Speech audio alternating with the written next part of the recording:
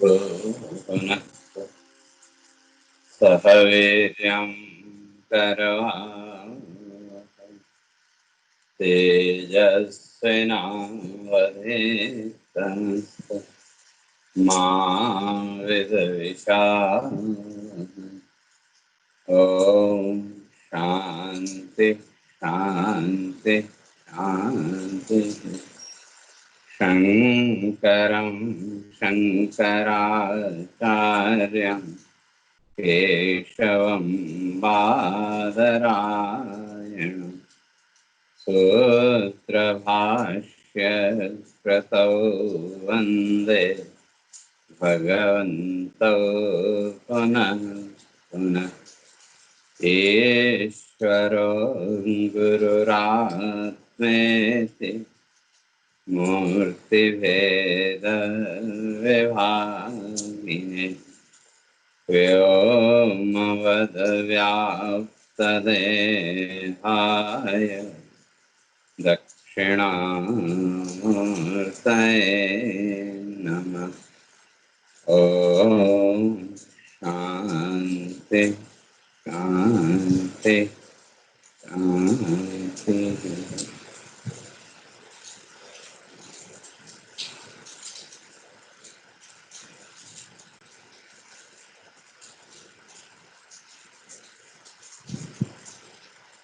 तो विचार कर रहा, जीवन में परम शांति की अनुभूति कब हो सकती है, तो उसके लिए भगवान विधि बता क्या है। विहाय कामान्य सर्वान् पुमः शरति निष्परः निर्ममो निरहंकार स शांतिम अधिगच्छति। तो भगवान ने स्पष्ट किया, विहाय सर्वान् काम, जो कामनाएं हैं, जो भी इच्छाएं हैं, उन सारी इच्छाओं का त्याग, जिसने सारी इच्छाओं को त्याग दिया और निष्प्रह चरति, और फिर इस संसार में निष्प्रह, अपेक्षा से रहित होकर,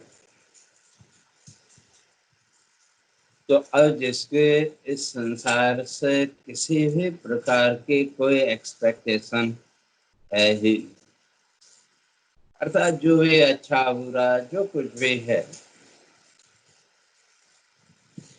उस सबको समान भाव से स्वीकार करना,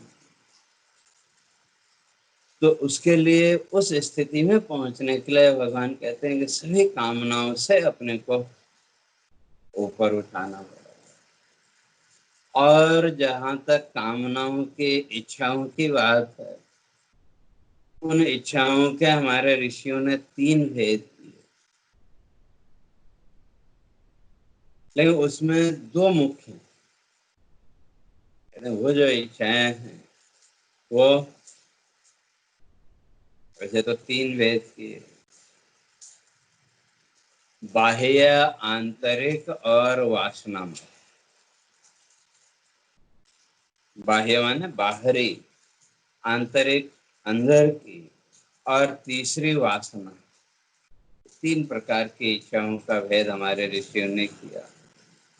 तो अब इसमें जो बाह्य इच्छा है, कहते हैं ये रूप रस शब्द गंध स्पर्श संसार आदि को लेकर के तरह तरह की जो हमारी इच्छाएं हैं, ये बाहरी इच्छा। और जो आंतरिक इच्छाएं हैं, कहते हैं कर्म जाता। कोई कार्य आपने किया, उस कार्य को करने के बाद आपके मन में उठने वाली जो फल की इच्छा कि मैंने ये किया या ये हुआ तो अब इसका ये फल होना चाहिए, ये होना चाहिए, तो ये तरह तरह के मन के जो भाव हैं, कहते हैं ये आंतरिक इच्छा है। स्पष्ट हुआ, एक बाह्य इच्छा और एक आंतरिक इच्छा। और तीसरा जो वासनामय इच्छाओं का रूप है वो कहते हैं तत्संगो, इन दोनों इच्छाओं का मिला हुआ रूप। बाहरी इच्छा और आंतरिक इच्छा, ये दोनों जब इच्छाएं मिल गई तो ये स्वप्न हेतु ऋषि कहते हैं ये स्वप्न का कारण है। और स्वप्न का अर्थ केवल वो निद्रा में दिखने वाला स्वप्न ही नहीं, बल्कि मनुष्य जीवन को लेकर के जो कल्पनाएं कर, जो भी इमेजिन हमने की कि कल ऐसा हो जाता तो अच्छा था, परसों अगर ऐसा हो जाता तो अच्छा था, तो वो भी क्या है, वो भी एक स्वप्न, वो भी एक ड्रीम। तो ये जो दोनों स्वप्न, एक जो सपना हमने रात को निद्रा की अवस्था में देखा, और दूसरा स्वप्न जो हम खुली आंख से देखते हैं वासना में, या कल्पना खुली आंख से जागृत अवस्था में जो जीवन को लेके हमने कल्पनाएं, तो इन दोनों के मूल में अगर देखो, महर्षि कहते हैं हमारी इन दो इच्छाओं के अतिरिक्त वहां कुछ नहीं। एक हमारी बाह्य इच्छा और दूसरी हमारी आंतरिक इच्छा। लेकिन इन इच्छाओं के मिलने का कोई नियम नहीं है।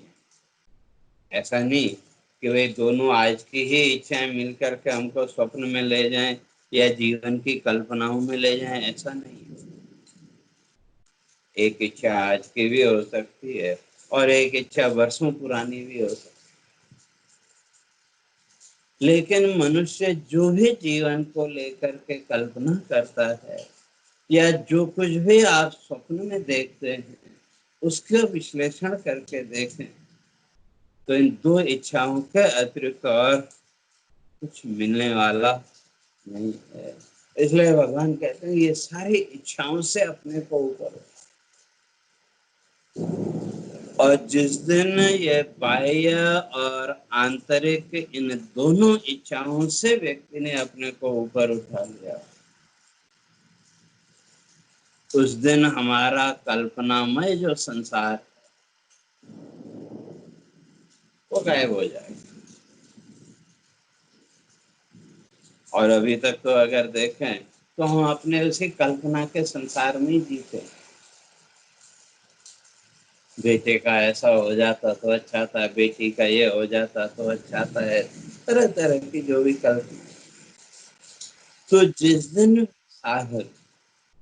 जिस दिन विचारशील व्यक्ति अपने विचार और चिंतन के द्वारा स्वयं को इन दोनों इच्छाओं से ऊपर उठाने में सफल हो गया,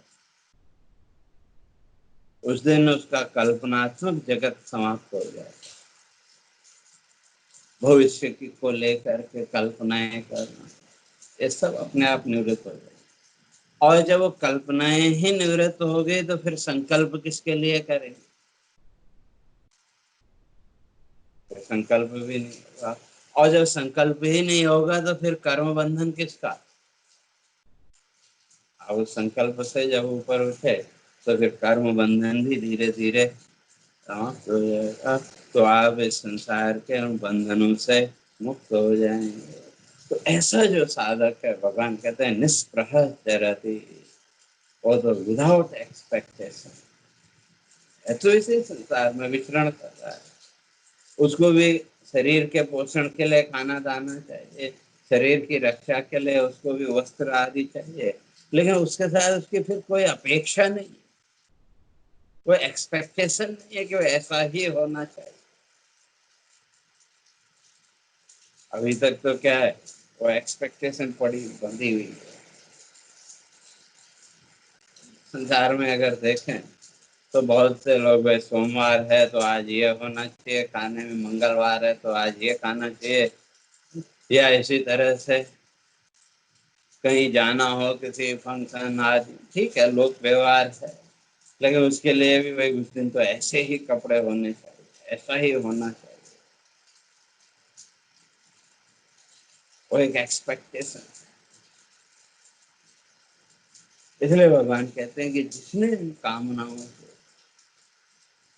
बाह्य और आंतरिक इन इच्छाओं से जिसने अपने को ऊपर उठा दिया, तो वो निष्प्रह, वो तो अपेक्षा से रहित हो जाए। उसको फिर इस संसार से किसी प्रकार की कोई एक्सपेक्टेशन, कोई अपेक्षा रहेगी ही नहीं। और जब अपेक्षा ही नहीं है तो कोई संकल्प भी नहीं, और संकल्प ही नहीं है तो फिर कर्म किसके लिए करे। तो ऐसा जो साधक है तो उसके जीवन की स्थिति क्या होगी, तो आगे भगवान स्पष्ट करते हैं कि निर्ममो निरहंकार स शांतिम अधिगच्छते। निर्मम है, उसके जीवन में फिर अब ममता भी नहीं है। इसलिए शास्त्रकार इस बात को स्पष्ट करते हैं। भगवान भी आगे 18वें अध्याय में जाके इस बात को और स्पष्ट करेंगे कि अहंकारम बलम दर्पम कामम क्रोधम परिग्रहम विमुच्य निर्ममो शांतो ब्रह्म भूयाय कल्पते। उस ब्रह्म भाव का अधिकारी कौन है, उस ब्रह्म तत्व का अधिकारी कौन है। भगवान कहते हैं निर्मम शांत, जो निर्मम, निर्मम का अर्थ कठोर नहीं, निर्दयी नहीं। सामान्यतया निर्मम शब्द का अर्थ निर्दयी या कठोर व्यक्ति, यहाँ वो अर्थ नहीं। निर्मम ममता से, उसके ऊपर कोई एक्सपेक्टेशन नहीं, इसलिए किसी के साथ अपना पराया वो भी पाओ। इसलिए अहंकारम बलम दर्पम कामम क्रोधम परिग्रहम, जीवन में विघ्न डालने वाले ये सब है। कामम क्रोधम अहंकारम बलम दर्प, अहंकार, बल, दर्प, इच्छा, क्रोध और वस्तुओं का संग्रह करना, आवश्यकता से अधिक वस्तुओं का संग्रह। तो इन सबसे जिसने अपने आप को ऊपर उठा दिया, इसलिए निर्ममा, तो वो क्या हो जाएगा, निर्ममा, इस संसार की ममता के बंधन से मुक्त। तो ऐसा जो साधक है, तो भगवान कहते हैं ब्रह्म भूयाय कल्पते, वो उस ब्रह्म तत्व का अधिकारी है। इसीलिए शास्त्रकारों ने स्पष्ट किया कि अहंता ममता नासे सर्वथा निरंकृता स्वरूपस्थो यदा जीव कृतार्थो संगद्यते। अहं, अहंता ममता नाश, जिसने अहंकार, ममता, ममत्व, ममता का अर्थ मेरा तेरा का भाव, क्योंकि जितना भी मेरा तेरा, मैं मेरा का भाव है, इसके पीछे वही ममता बैठी। और ये जो ममता है इसके पीछे एक्सपेक्टेशन, तो इसलिए जब वो एक्सपेक्टेशन ही नहीं रही, तो इस संसार में मेरा तेरा का जो भाव था व्यक्ति उससे भी मुक्त हो जाएगा। और जब कोई मेरा तेरा ही नहीं है तो फिर अहंकार किसके लिए, व्यक्ति उस अहंकार से भी ऊपर उठ जाएगा। और सर्वथा निरंकृता, सर्वथा, समग्र रूप, केवल संसार की वस्तुओं में ही नहीं, अब इस शरीर में भी किसी प्रकार का अहंकार भाव, जिन सारे अहंकार भाव से व्यक्ति ऊपर उठ गया, कहते हैं स्वरूपस्थो यदा जीव, इससे ऊपर उठ करके जब वो जीव स्वरूप, अपने स्वरूप में जब स्थित, अपने स्वरूप में स्थित होने का स्वस्वरूप को, जिसको लेकर के हम मैं करते आ रहे बचपन से लेकर के आज तक, वो जो मैं तत्व है,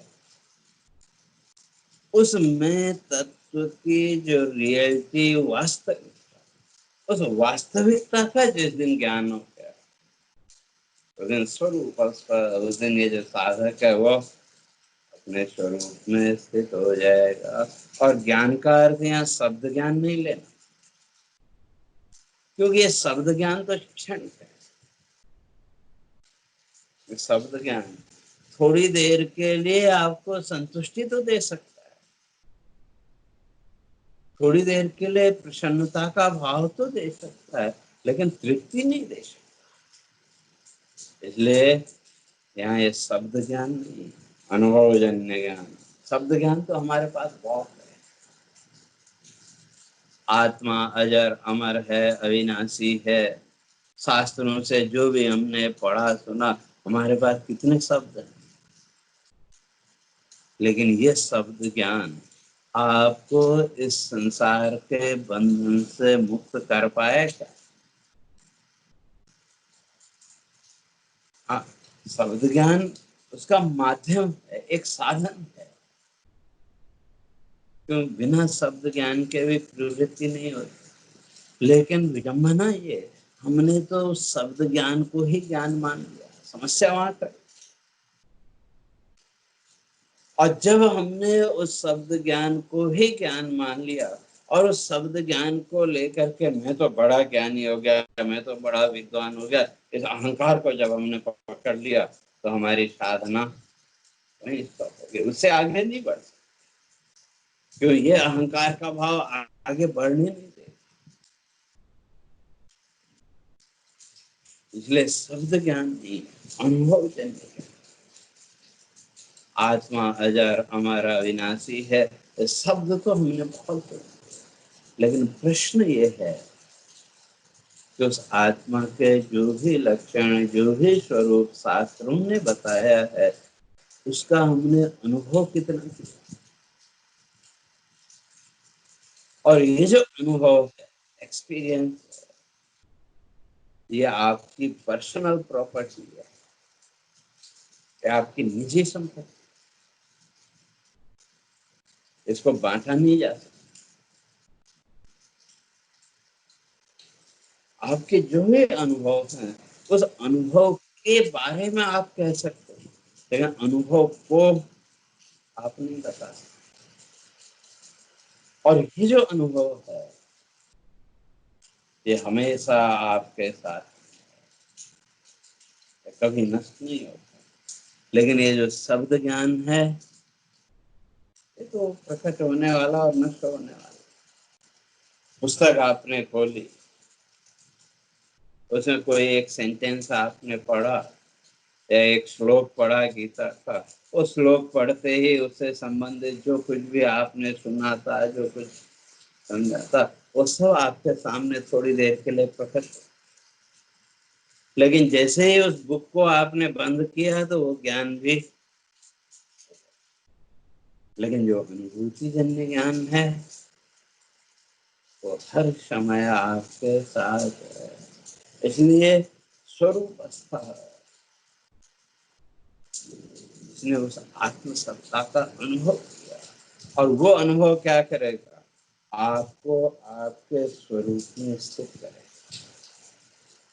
कृतार्थ हो स निगद्यते, वो क्या हो जाएगा? तो इसलिए निर्मम, तो वो जो साधक है वो निर्मम, ममता से रहे। तो कैसे? तो उसके लिए शास्त्रकार कहते हैं, क्षुधाम देह व्यथाम त्यक्त्वा बाला क्रीडति वस्तु तथैव विद्वान रमते निर्ममो निरहम सुखी। तो जो विद्वान है वो फिर इस संसार में ममता से रहित होकर के रहेगा कैसे? कृष्ण कहते हैं, भाई जो उसके अंदर कोई ममता ही नहीं है, जब वो निर्मम हो, तो निर्मम का अर्थ है निर्दयी नहीं। तो वो कैसे? तो यहाँ कहते हैं क्षुधाम देह व्यथाम त्यक्त्वा, बच्चा है, कभी किसी पीड़ा या किसी कारण से रोने लगा, तो उसको चुप कराने के लिए आप क्या करते? उसको शांत कराने के लिए, चुप कराने के लिए आप उसको खिलौने दे, तरह तरह के खिलौने। और वो खिलौने सामने पाते ही शरीर की जो पीड़ा थी, उस पीड़ा को भूल करके वो बच्चा उन खिलौनों के साथ खेलने लगता है। अब बहुत ज्यादा पीड़ा हो तब की बात अलग है, लेकिन सामान्य स्थिति में थोड़ी देर के लिए ही सही, वो बच्चा अपने शरीर की पीड़ा भूल करके वो खिलौनों के साथ खेलने लगता है।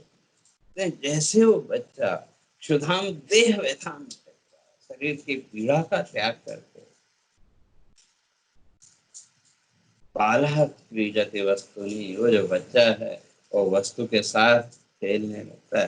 तथैव विद्वान रमते निर्ममो निरहम सुखी। कहते उसी तरह से जो विद्वान है, जो ज्ञानी है, वो भी क्या करता है? निर्ममो निरहम, उसको इस संसार से कुछ लेना देना है नहीं। यहाँ तक कि उसको इस संसार, इस शरीर में भी किसी प्रकार की कोई ममता नहीं, कोई मोह नहीं।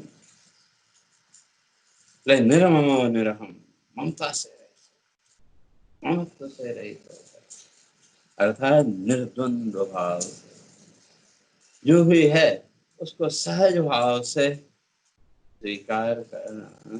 तो इसलिए निर्ममो निरहम, तो सम और निरहम, अहंकार नहीं।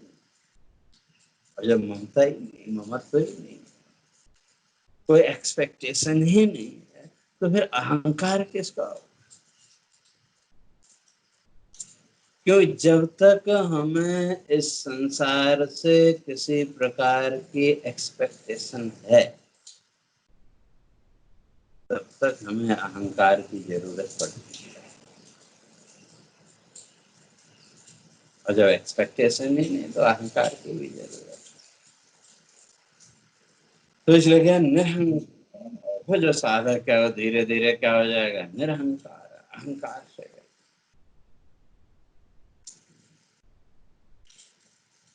और जहां तक अहंकार की बात है, शास्त्रकार कहते हैं कि ये सबसे बड़ा जो जीवन की साधना में जो विघ्न है, ये हमारा अहंकार है। और अहंकार जब भी होगा तो झूठा होगा। सत्य का कभी अहंकार नहीं हो सकता। अहंकार झूठी वस्तु, अर्थात अहंकार का अर्थ जो हम हैं ही नहीं वो दिखाने की चेष्टा। अहंकार क्या है? जो हम हैं ही नहीं वो दिखाने की चेष्टा। और इस संसार में कोई भी व्यक्ति अपने को अहंकारी नहीं मानता है। हम दूसरे को तो बोलते हैं कि वो बड़ा अहंकारी है, लेकिन हमने अपने को अहंकारी नहीं माना। तो फिर वो अहंकार की अगर पहचान करनी हो तो पहचान क्या है? तो उसके लिए ऋषियों ने स्पष्ट किया कि गुण मम इदम जाना तो जनः पूजाम करो तुम्हें इति अहंकारिणाम इह न तो तन्मुख्यते। गुण मम इदम जाना, लोग मेरे गुण को जाने, लोग मेरी इन विशेषताओं को जाने। क्यों जाने?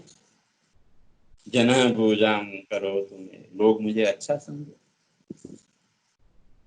और जब मुझे अच्छा समझे तो जनः पूजाम करो तुम्हें, फिर मेरी पूजा करें, मेरी प्रशंसा करें।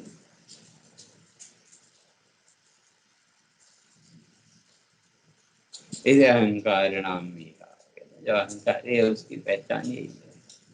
तो अर्थात जहाँ एक्सपेक्टेशन है, और इस संसार में अगर देखें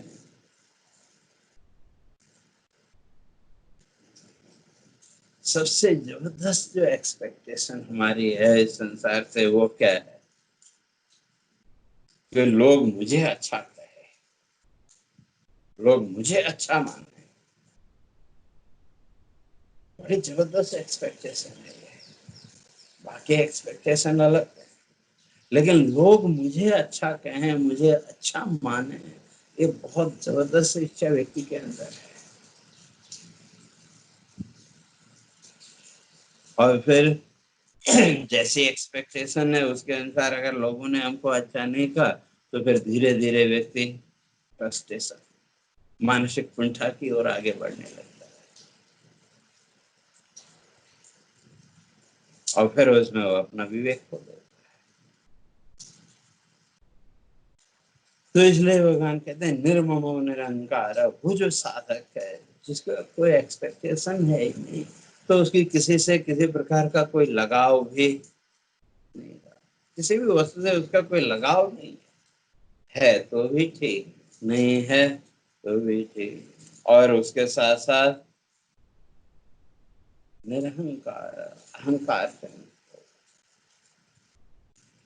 और जो अहंकार से मुक्त व्यक्ति है, शास्त्रकार कहते हैं अहंकार विमुक्त तीर्थ फलम स्नुते, जैसे अहंकार से मुक्त है तो तीर्थ फलम स्नुते, वो तो तीर्थ का फल प्राप्त कर।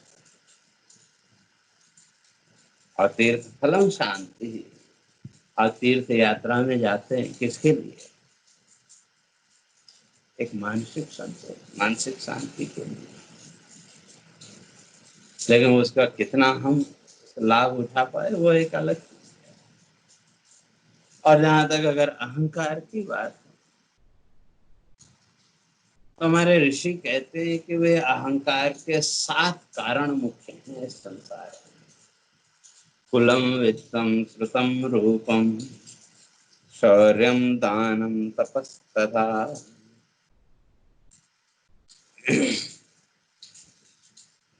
कुलम वित्तम श्रुतम रूपम शौर्यम दानम तपस्तथा, 7 कारण। कुल, कुल का अहंकार, मैं तो अमुक कुल में मेरा जन्म हुआ या मेरा अमुक कुल है, तो व्यक्ति के साथ एक कुल का अहंकार भी बैठा हुआ है। और वित्तम, धन, जीवन में संपन्नता आती गई तो कहीं न कहीं वो संपन्नता का अहंकार भी व्यक्ति के अंदर आ जाता है। कुलम वित्तम श्रुतम, शास्त्रों का अहंकार,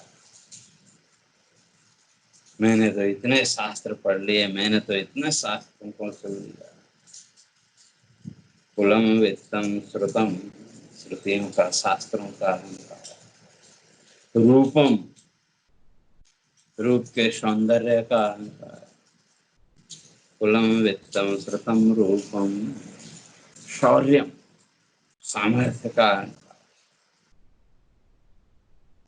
शारीरिक और बौद्धिक दोनों, कि मैं ये कर सकता हूँ, मैं वो कर सकता हूँ। और जहाँ ये सामर्थ्य आई उसके साथ ही कहीं न कहीं वो अहंकार का भाव तो व्यक्ति के अंदर प्रकट होता है।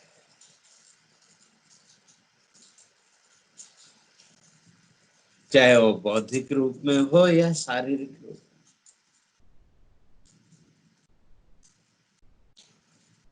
दूसरे से स्वयं को श्रेष्ठ मानने का भाव, जब कभी कोई कार्य चाहे वो बौद्धिक हो शारीरिक हो, वह दूसरे लोग नहीं कर पा रहे, आपने अगर वो कर दिया तो उसके साथ ही कहीं न कहीं आपके मन के अंदर एक अत्यंत सूक्ष्म रूप में स्वयं को दूसरे से श्रेष्ठ मानने का भाव प्रकट होता है। वो कितना प्रकट हुआ वो अलग बात है, लेकिन कहीं न कहीं सूक्ष्म रूप में वो भाव तो आपके अंदर आया। क्यों? आपने कार्य कर दिया तो फिर दूसरे आपकी प्रशंसा करें,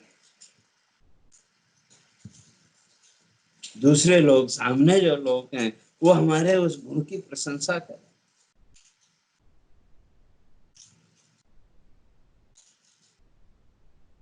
दूसरे भगवान पत्रकार कहते हैं कि ये 7 कारण मुख्य हैं। कुलम वित्तम श्रुतम रूपम शौर्यम, एक ताकत, सामर्थ्य का। और दानम तपस्तथा, दान, दान का। वो भी लोगों के अंदर है। और अंतिम है तपह, तपस्या का अहंकार। और जहां अहंकार है, ऐसा कहते हैं अहंकार रतानांच विवेको न जाए। जहां जीवन में ये हमारा अहंकार का भाव आता है, और ये अहंकार जितना जीवन में बढ़ेगा, व्यक्ति के जीवन में फ्रस्ट्रेशन उतना ही ज्यादा बढ़ेगा, कुंठा का भाव उतना ही ज्यादा बढ़ेगा। क्योंकि जो अहंकार का भाव, अहंकार को आप कभी तुष्ट नहीं कर सकते। जो अहंकारी व्यक्ति है उसको आप कभी भी संतुष्ट नहीं कर सकते। और जब उसको आप कभी संतुष्ट कर ही नहीं सकते, अहंकार कभी संतुष्ट हो ही नहीं सकता, तो वो अहंकार फिर आपको क्या देगा? एक फ्रस्ट्रेशन, कुंठा के अतिरिक्त और कुछ नहीं देगा।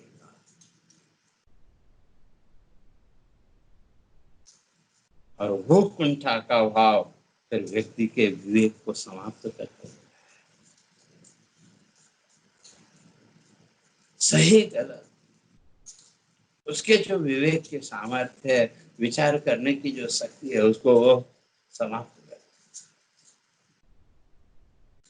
इसलिए भगवान कहते हैं कि जो साधक है वो तो सबसे पहले क्या करता है? विहाय यह सर्वान कामान, वो अपनी आंतरिक और बाह्य इच्छाओं का धीरे धीरे विचार के द्वारा, क्योंकि ये जितनी भी कामनाओं का, जितनी भी इच्छाओं का हमने संग्रह किया, ये संग्रह फिर क्या करेगा? जीवन के अंतिम क्षण में फिर जो कामना प्रबल होगी, वो कामना उसके अनुसार संकल्प कराएगी, और उस संकल्प के अनुसार फिर सती मूल तद विपाको जाति आयु भोगा। महर्षि पतंजलि कहते हैं कि तीन चीजें, जाति है आयु भोगा, जाति का अर्थ जन्म और आयु, और फिर वही सुख दुख भोग, और फिर वहां फिर वही कामना का। तो ये चक्र निरंतर चलता है। इसलिए जिस साधक को इस संसार चक्र से मुक्त होना है, तो वो विचार के द्वारा अपने को इन संसार की कामनाओं से बाहर निकाल। और हम जितनी भी कल्पनाएं करते हैं, जितनी भी कामनाएं, जितनी भी इच्छाएं अपने जीवन में हम सजाते हैं, उसके पीछे दो ही कारण, एक शारीरिक सुख और दूसरा मानसिक। दो ही सुख हमारी दृष्टि में इस भौतिक जीवन में, एक शारीरिक सुख और दूसरा मानसिक सुख। तो जो भी मनुष्य ने कल्पनाएं की, भविष्य को लेकर के जो भी हम प्लानिंग करते हैं, ऐसा होगा तो ऐसा करेंगे, ऐसा होगा तो ऐसा करेंगे, या ये जो इस सब के मूल में अगर देखें तो ये तो ये एक शारीरिक सुख और दूसरा मानसिक सुख। और फिर वो कल्पनाओं के अनुसार जीवन नहीं चला तो दोनों तरह से हम दुखी हो, मानसिक रूप से भी और शारीरिक रूप से।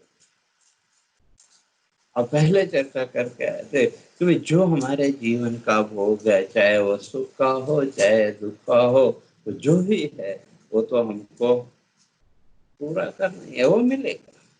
उसके लिए आप इच्छा करें या न करें, तो ये भाव जिस दिन हमारा दृढ़ हो जाएगा, कितना इस भाव को हम अपने अंदर दृढ़ कर पाए, तो उसी अनुपात में संसार को लेकर के जो हमारी कल्पनाएं हैं, तो धीरे धीरे वो कल्पनाएं भी छूटने लगेंगी। और जब वो कल्पनाएं छूटने लगेंगी, तो इस संसार से जो हमारे एक्सपेक्टेशंस है वो भी धीरे धीरे, और जब एक्सपेक्टेशंस कम होंगे तो फिर किसी से किसी प्रकार का कोई गिला शिकवा, किसी प्रकार की कोई शिकवा शिकायत भी ठीक है। संसार के व्यवहार में हैं, संसार में हैं, तो थोड़ी देर के लिए तो संभव है आपके मन में विक्षेप पैदा हो, लेकिन अगले ही क्षण आपका चिंतन, आपका विचार आपको उस विक्षेप से ऊपर उठा देगा।